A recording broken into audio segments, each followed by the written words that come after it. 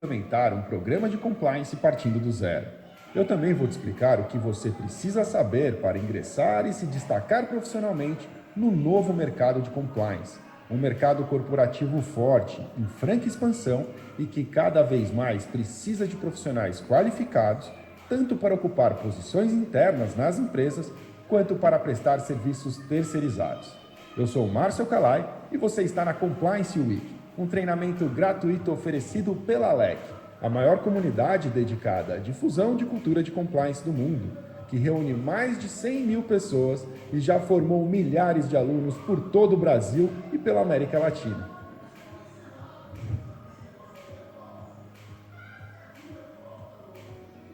Obrigado pela sua participação neste treinamento. Espero que você esteja bem e com saúde. Agora falta pouco para superarmos essa fase de isolamento. 2021 já começou diferente e eu tenho certeza que este é o ano da retomada. Mas antes da gente começar, eu preciso deixar uma coisa muito clara. Você não precisa ser advogado para atuar em compliance.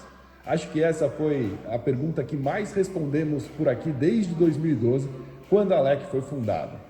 E essa dúvida sempre aparece porque não existe um curso de graduação que prepare uma pessoa para atuar em compliance.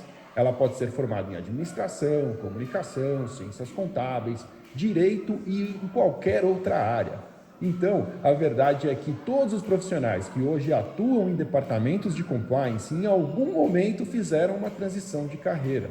Por outro lado, há quem pretenda aprender compliance para prestar serviços externos, como consultores ou advogados, o que também é o caso de muitos dos nossos alunos. Aliás, esse é exatamente o meu caso. Eu sou advogado e fui aluno da ALEC, mas essa história eu vou te contar depois. Não importa se você está apenas em busca de novos conhecimentos, se pretende migrar de carreira, prestar serviço, ou se simplesmente o compliance agora caiu no seu colo na empresa, o que também eu já vi muitas vezes acontecer.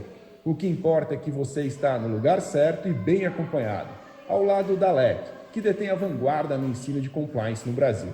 Nós preparamos um conteúdo amplo e exclusivo para você, mas as aulas ficarão disponíveis apenas por alguns dias. Então aproveite esta oportunidade agora. Você vai conhecer a metodologia desenvolvida pela ALEC que ensina o compliance de acordo com 10 pilares: suporte da auto-administração, análise de riscos, código e políticas de compliance, controles internos, treinamento e comunicação, canais de comunicação, due diligence, investigações internas, auditoria e monitoramento e diversidade e inclusão.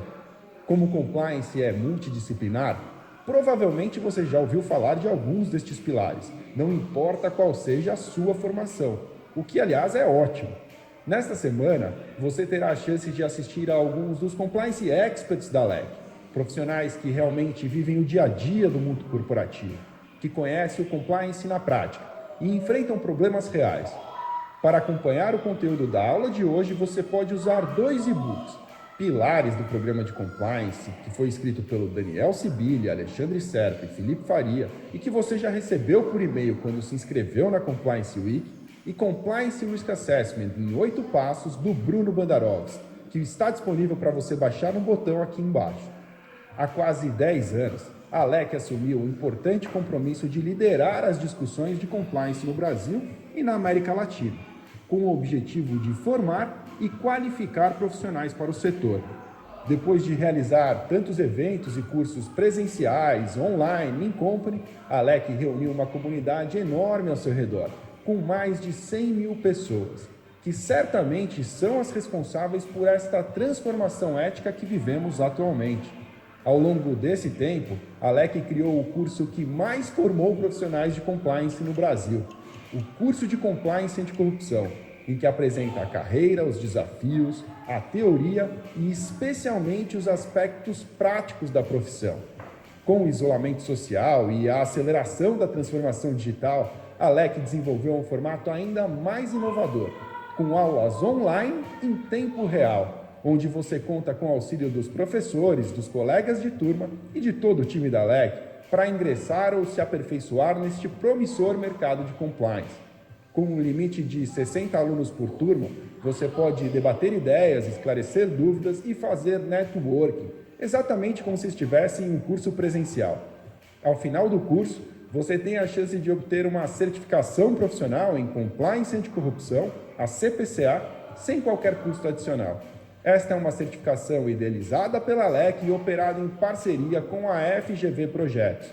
Essa foi a experiência de muitos dos nossos alunos. Vamos conversar com o Carlos agora para saber um pouquinho da história dele. Meu nome é Carlos, sou DPO e Compliance Officer aqui da Três Corações, mas nem sempre fiquei nessa função, né? Eu venho da área da auditoria interna. Quando eu comecei a migrar um pouco mais para a área de Compliance, fui pesquisar mais sobre o tema na internet. A primeira instituição que eu já vi, já gostei, foi a LEC. Já fiz o treinamento online, já participei dos congressos, participo da Compliance Week, já tirei a certificação. Estou em um novo treinamento atual agora de Compliance e Proteção de Dados. Já li o livro também, o Manual de Compliance. Eu escuto o LECcast, então assim, eu acompanho demais a LEC. Acho que é uma instituição que vem disseminando bem o tema de compliance, anticorrupção e agora nesse tema de LGPD também, de privacidade de dados. No começo, eu via que compliance era executado mais por advogados, né? Então, minha formação, eu sou administrador e a LEC foi que consegui todo esse conhecimento para conseguir atuar nas minhas atividades, né? Então, mesmo não sendo advogado, a LEC ela passa esse treinamento de uma forma que você, de outras áreas, também consegue assimilar bem. Até pela comodidade, né? A facilidade de fazer o treinamento, eu optei pelo online da LEC e não senti nenhum impacto negativo. Os professores sempre bem atenciosos, o grupo do WhatsApp sempre tinha boas interações com os alunos e com a equipe da LEC também, sempre disposta a nos auxiliar. E o principal que eu achei do treinamento da LEC foi que não ficou apenas na teoria, né? Na teoria tudo é lindo, mas quando a gente viu na prática mesmo, o treinamento ele passou muito de atividade prática, ele pegou bem a experiência dos membros, né, dos alunos, e isso foi bastante enriquecedor no treinamento. Eu recomendo fortemente fazer um treinamento, porque no treinamento, como eu disse, tem toda a parte prática, né? A gente sai da teoria, a gente vê a realidade de outras empresas, de outros colegas, tem toda a questão de network também, e também tem a questão de você se preparar para ter uma certificação. Então, é um reconhecimento, você está selando que você conhece sobre os temas com a certificação. Hoje, eu sou gerente de risco compliance na instituição de cooperativas, né, do sistema Credifis, em Rondônia. Meu primeiro contato com a LEC, eu sou sergipana, eu já trabalhava com compliance para advogados, né, porque o escritório que eu trabalhava atuava com licitação e eu queria entender mais, eu queria mais sair do ramo da advocacia e eu comecei a pesquisar na internet. E aí eu encontrei no Instituto da LEC, fiz o curso da LEC, me formei em compliance lá. A minha experiência foi maravilhosa.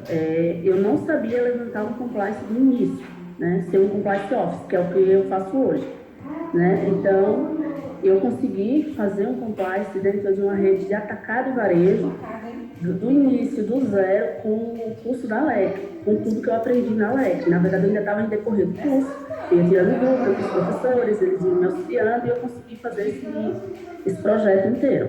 Hoje, em qualquer instituição que eu chegar, eu consigo fazer um projeto de compliance, seja de formação continuada, se ele já tiver, né, ele fazer melhorias, eu consigo fazer do zero também, se não tiver. E foi tudo, né, com o arcabouço que eu trouxe da LEC. Bom, a essa altura você pode estar pensando, ótimo, Márcio, mas o que é compliance? Eu até poderia lhe responder, mas a Alessandra Gonçalves, minha sócia aqui na LEC e sócia do escritório GCAA, faz isso muito melhor do que eu. A palavra compliance vem de origem inglesa. É um substantivo que se origina do verbo to comply with, que significa agir de acordo com. Isto é, agir de acordo com uma lei, uma norma, um regulamento, uma política interna. Mas a abrangência desse termo foi mudando com o tempo e atualmente significa não só cumprir as leis, mas principalmente a lei anticorrupção. E é justamente desse compliance anticorrupção que estamos falando. Um programa de compliance existe para que a empresa crie mecanismos capazes de evitar a prática de atos ilícitos, como corrupção ou fraude. Aí você pode pensar, para que um programa de compliance se a minha empresa ou empresa para a qual eu trabalho cumpre com as leis e não se envolve com atos de corrupção ou fraude? Por um simples motivo, as empresas são feitas de pessoas e nem todas são tão íntegras como você. É isso mesmo, Ale. De acordo com a lei anticorrupção, será levada em consideração a utilização de mecanismos de integridade pela empresa punida. Isto é, poderá ser atenuada a pena da empresa desde que ela comprove possuir e aplicar um programa de compliance. Por outro lado, não há como negar que as prisões de executivos de alto escalão e diversos políticos envolvidos em escândalos de corrupção fizeram com que compliance entrasse definitivamente na agenda de empresários e membros de conselho de administração. Finalmente, hoje no Brasil, compliance passou a ser um departamento obrigatório. E quem disse isso foi o ministro Luiz Roberto Barroso, do STF, durante a entrevista que concedeu à TV Cultura no Roda Viva. A sociedade já mudou.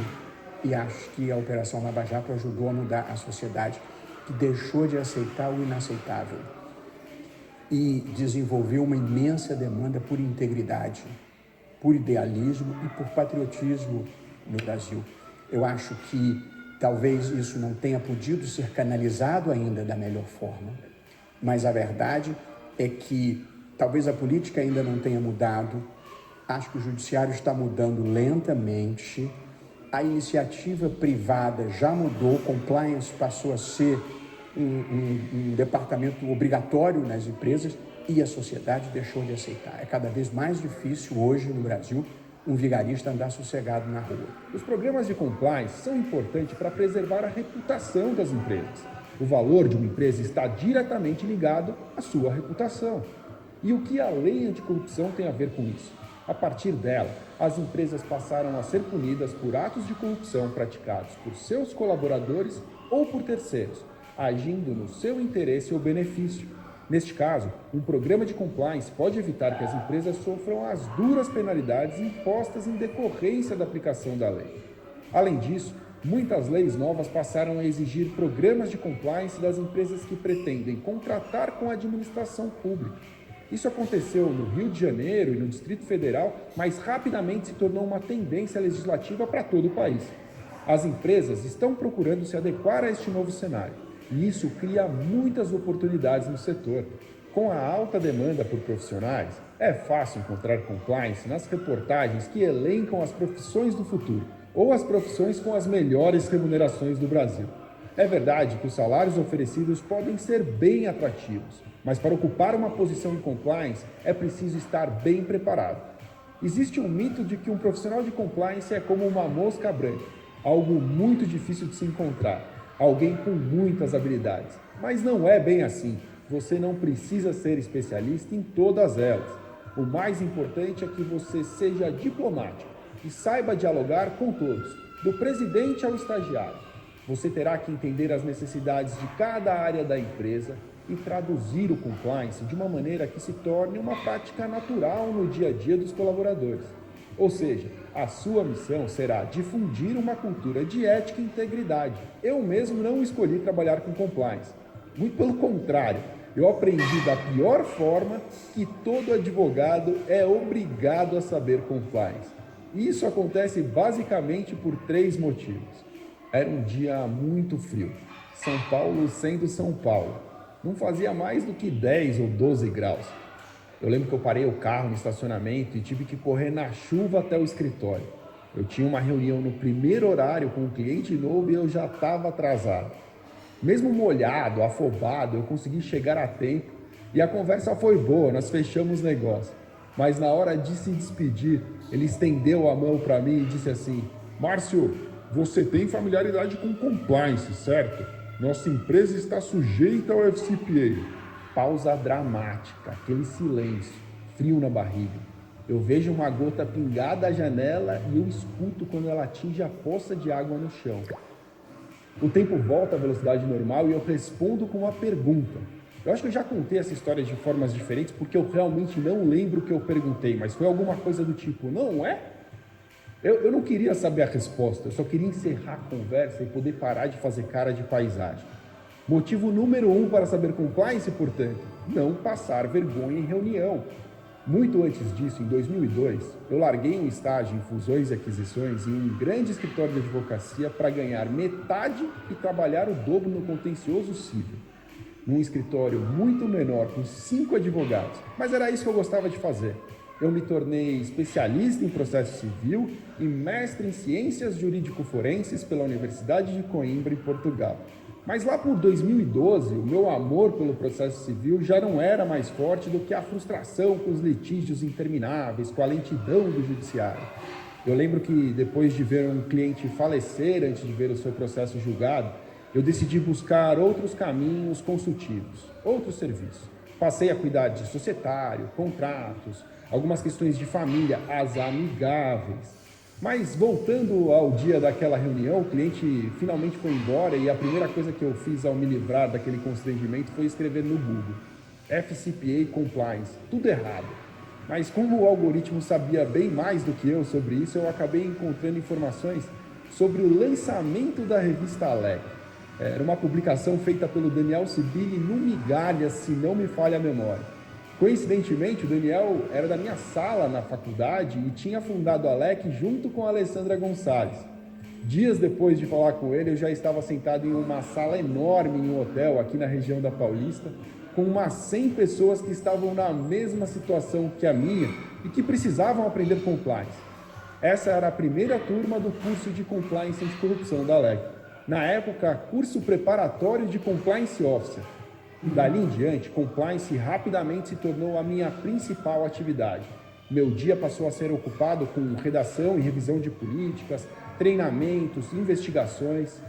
Mesmo sem poder imaginar que alguns anos depois eu me tornaria sócio da Alec, o segundo motivo para saber compliance ficou claro. Havia e ainda há muitas oportunidades para o advogado em compliance. E eu não me refiro apenas aos advogados externos, como no meu caso. Muitos que estudaram comigo naquela primeira turma, hoje são gerentes e diretores de compliance dentro de grandes empresas.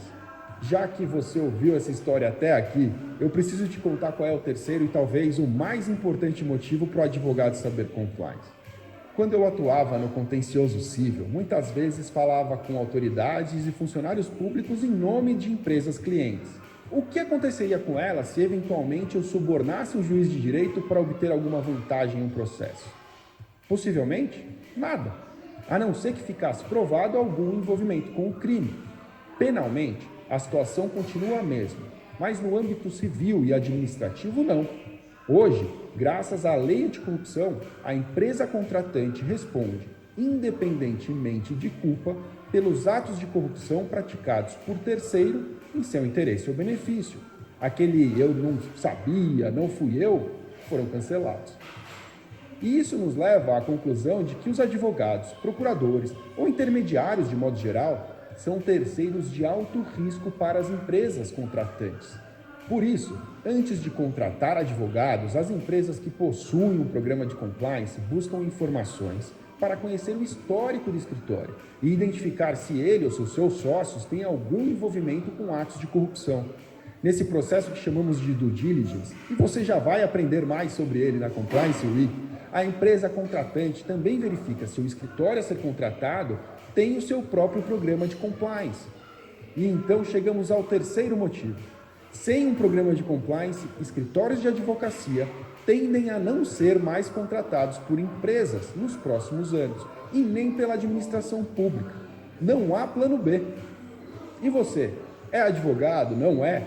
Qual é a sua história e o que pretende alcançar com compliance? Escreve aqui no campo de comentários porque eu quero saber. Se você também tomou a decisão de ingressar em compliance, eu preciso te apresentar aos nossos professores. E é muito importante buscar o conhecimento com especialistas. Não faz sentido tentar aprender algo com alguém que conhece apenas a teoria.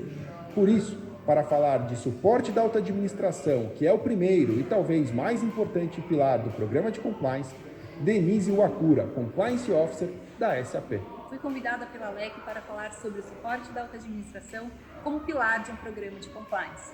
Lembrando que o programa de compliance deve ser considerado estratégico para empresas que pretendem permanecer ativas e competitivas em um mundo que cada vez mais clama por transparência e integridade. Ou seja, o programa de compliance deve ser efetivo e eficiente, assumindo um papel vital na preservação da marca, da reputação de uma empresa. Para que o programa de compliance atinja essa finalidade, ele precisa ser desenvolvido de forma específica, na medida que cada um de seus pilares, controles e, principalmente, a cultura de compliance deve estar aderente aos valores, princípios e estratégias de uma organização. E quem melhor conhece a estratégia e valores de uma organização? Sim, a alta administração.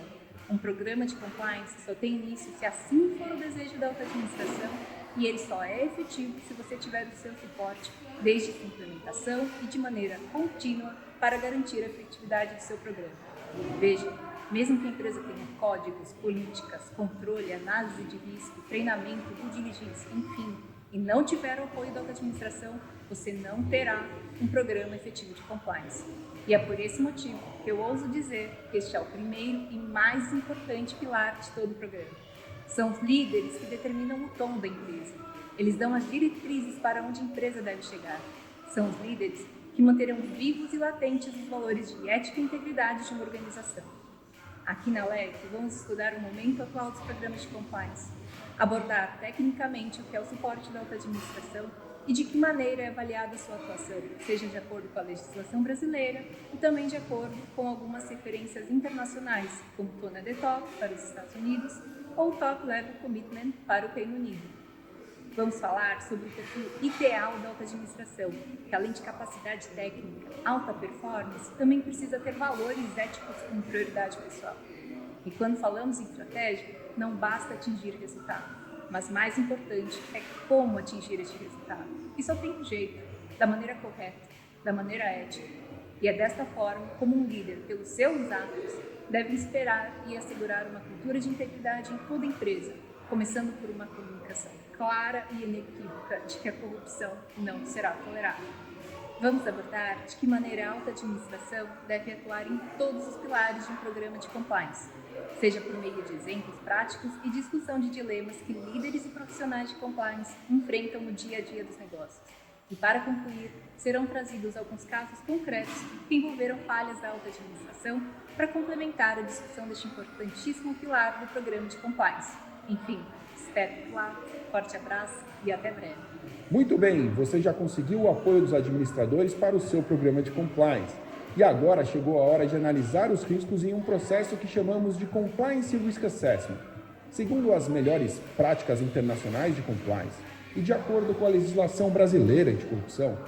Todo programa de compliance efetivo deve contar com uma análise de riscos prévia e periódica. Isto é, você deve conduzir uma análise capaz de identificar os riscos próprios daquela operação e que pretende implementar um programa de compliance.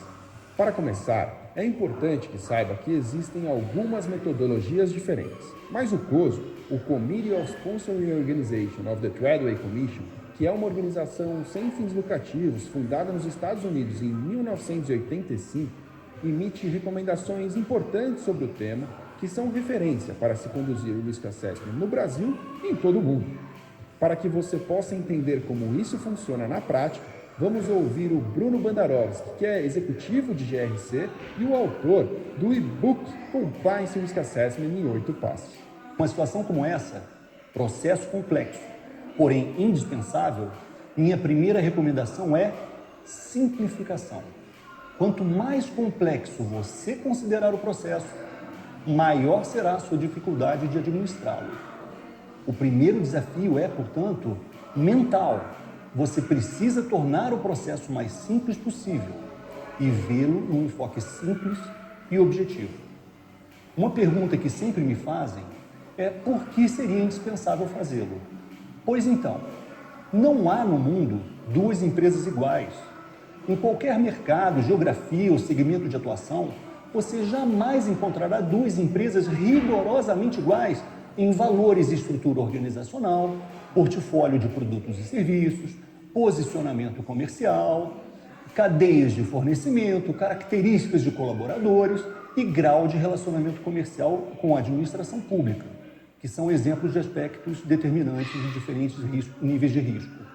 Assim, se você montar um programa de compliance da sua empresa sem rodar um processo de CRA bem feito, certamente vai falhar ao identificar os fatores de risco aos quais sua empresa está exposta e ao dimensionar o grau de risco vivenciado por ela.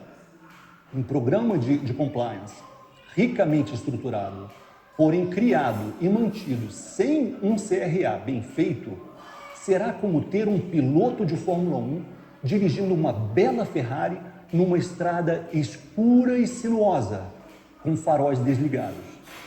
Por mais que os conheça hipoteticamente, ele não vai reconhecer os riscos reais do caminho e provavelmente vai sofrer um acidente.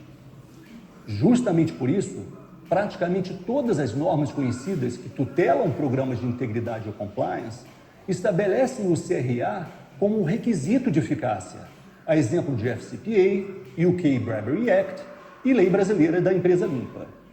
Para esses legisladores, um programa sem CRA periódico não é crível. Pense no exemplo da Ferrari. Eu disse CRA periódico, certo? Vamos lá. E por que periódico? Porque os cenários econômicos e mercadológicos mudam continuamente e com isso a sua empresa e os riscos aos quais ela está exposta também mudam. Se os riscos mudam, seu CRA caduca, deixa de ser aderente à realidade da empresa. Ora, faz então todo sentido a exigência das normas internacionais, concorda? O que é importante é você ficar de olho nas mudanças, para identificar a periodicidade adequada para rodar o processo na sua empresa. Bom, minha segunda recomendação é método e priorização. Há bastante literatura sobre métodos de risk assessment no mercado. Para simplificar, no e-book que eu escrevi com o Alec, procurei descrever o processo em 8 passos práticos, que proporcionam confiabilidade com base nas metodologias da COSO e PDCA. É improvável conseguir endereçar todos os riscos de compliance de sua empresa em uma tacada só. Sendo assim, estabeleça um método de priorização que seja adequado à realidade da sua empresa, atacando primeiro os riscos mais graves. Rode processos menores e sucessivos na organização ao longo do tempo, conferindo ao processo viabilidade e a periodicidade requerida. Por fim, minha última recomendação é comunicação.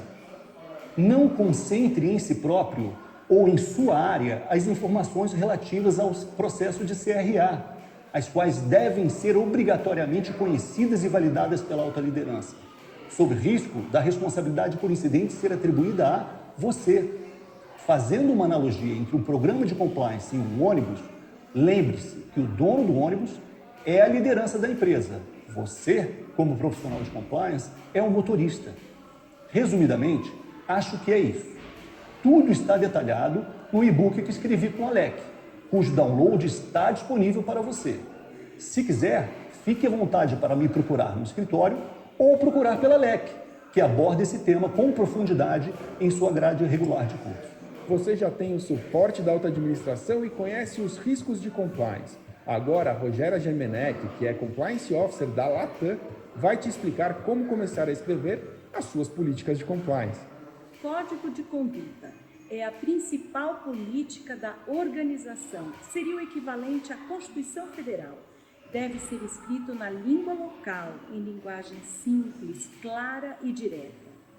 Conteúdo principiológico, ou seja, os valores da organização: transparência, igualdade, diversidade, inovação, etc. Deve ter em sua estrutura a apresentação pelo número 1 da organização, para garantir o tone do tom. Objetivo: qual é o comportamento esperado dos empregados e colaboradores? Abrangência: obriga empregados e colaboradores, terceiros. Não retaliação: proteção para quem reportar problemas. Responsabilidade de cada um: obrigação de fazer o escalonamento dos temas aos superiores hierárquicos. Diretrizes: ambiente de trabalho saudável, proteção ao meio ambiente, privacidade de dados, confidencialidade das informações, conflito de interesses, relações com o governo e defesa da concorrência. Segurança da informação, essencial no Código de Conduta. Vocabulário muito relevante: para garantir a uniformidade dos termos empregados. Vamos falar agora de políticas. São as regras gerais, o que fazer. Estrutura das políticas. Toda política deve ter o título, política de presente e hospitalidade, por exemplo, a data da sua única, a abrangência, a quem se aplica, as normas de referência, as leis e políticas nas quais se baseia, responsabilidades, funções de cada área, detalhamento. Aí você coloca o conteúdo da política, o cerne, gestão de consequências para o seu não cumprimento. E, por fim, de novo, vocabulário, definição dos termos empregados, exemplos de políticas, política anticorrupção, de presentes e hospitalidade, de M&A, segurança da informação, redes sociais, home office, etc. Procedimentos explicam como fazer. Exemplos de procedimentos, guias e protocolos de operações, manuais de manutenção, script de atendimento de call center, fluxo de trabalho, due diligence de terceiros e TPIs, normas de segurança do trabalho. Com essas orientações, você é capaz de criar um código de conduta, políticas e procedimentos de compliance. Excelente, Rogéria! Com os riscos identificados e as políticas prontas, você vai entrar no pilar de controles internos. E quem vai te ajudar com isso é o professor Matheus Cunha, que já foi secretário adjunto de Transparência no Mato Grosso e hoje é o CEO da consultoria T4 Compliance aqui em São Paulo. Vamos identificar um processo dentro da sua companhia. Pode ser qualquer processo, o de compras, o de obtenção de licenças, de vendas a governo ou qualquer outro. Vamos imaginar que o passo a passo deste processo seja um rio, que segue seu fluxo normalmente. Os controles internos são como pedras colocadas estrategicamente dentro deste rio a fim de impedir o fluxo desenfreado, evitando que os riscos de compliance se materializem. Dessa forma, após a realização do Risk Assessment, identificados os riscos de compliance da sua empresa ou organização, será necessária a elaboração de um plano de ação com as áreas afetadas, a fim de que os riscos mapeados sejam geridos. Grande parte desses riscos identificados, como corrupção, fraude, não conformidade, infidelidade dos registros contábeis, poderão ser evitados se controles internos efetivos forem implementados. São exemplos de controles preventivos a segregação de função, a previsão expressa de aprovação para pagamento de alto custo, a utilização de checklist, termo de recebimento e adesão de documentos, a própria cláusula contratual anticorrupção e de auditoria, entre outros. Cada controle tem uma finalidade: mitigar um risco específico. Já como exemplo de controles detectivos, temos o diário de bordo em veículos, verificação de contabilidade, procedimento para prestação de contas, relatório de descontos concedidos, relatórios de adiantamento a fornecedores, o próprio canal de denúncia e a realização de auditorias. Os controles podem se dividir também em manuais, que são operados e gerenciados por pessoas, ou automatizados, que decorrem de sistemas a serem geridos. No entanto, algumas observações são fundamentais para os controles internos. Primeiro, o controle precisa fazer sentido. Implementar por implementar, apenas para se dizer que fez, pode gerar controles desnecessários ou inefetivos. Devem ser utilizados de forma racional. Lembre-se das pedras no rio.